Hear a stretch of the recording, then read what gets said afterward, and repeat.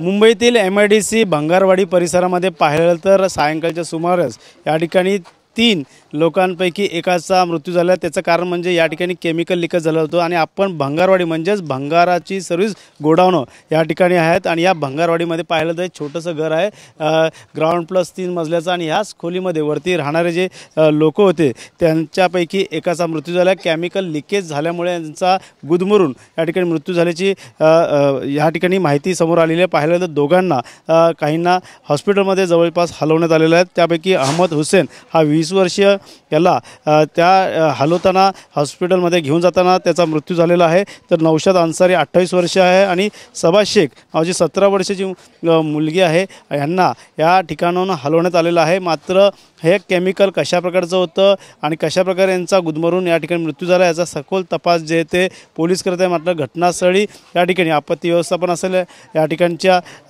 NDRFची team असेल, हे घटनास्थळी ताबडतोब धाव घेतली आहे। हा पूर्ण परिसर पाहू शकतो। या ठिकाणी पोटासाठी या ठिकाणी अनेक लोक आहेत जे ते आजूबाजूच्या ठिकाणी कामं करत असतात आणि राहत देखील आहेत आणि ठिकाणी गोडाऊन आहेत लोखंडाची। आणि याच परिसरात पाहायला गेलं तर हा जी घटना घडली आहे त्यामुळे या परिसरामध्ये हळहळ व्यक्त होताना आपल्याला पाहायला मिळत आहेत। मात्र अशा प्रकारची या ठिकाणी घटना झाल्यामुळे कुठेतरी सुरक्षेचा उपाययोजना देखील या ठिकाणी करणं आवश्यक आहे। त्यामुळे कुठेतरी खबरदारी घेणं गरजेचं आहे। अशा प्रकारचं सर्वच या ठिकाणचे गोडाऊन्स आहेत आणि गोडाऊन्समध्ये कुठेतरी अशा प्रकारे जर आग लागली तर या ठिकाणी फायर ब्रिगेडची देखील सोय जी आहे ते लवकरात लवकर उपलब्ध होऊ शकणार नाही। अशा प्रकारचं या ठिकाणी स्थिती आहे।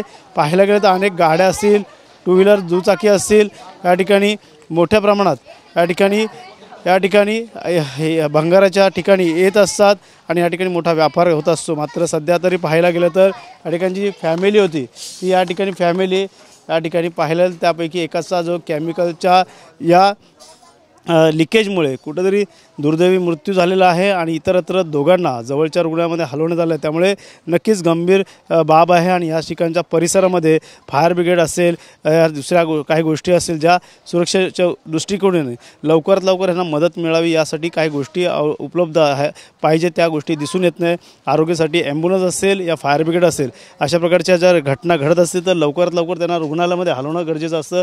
मात्र या संदर्भातला आता मुंबई महानगरपालिका ह्या भंगारवाडी अंधेरी MIDC परिसरात कशा प्रकारची उपाययोजना करते हे देखील पाहणं तितकंसं महत्त्व राहणार आहे। कॅमेरा अजयसह गणेश सुराट, TVN मराठी, अंधेरी MIDC भंगारवाडी।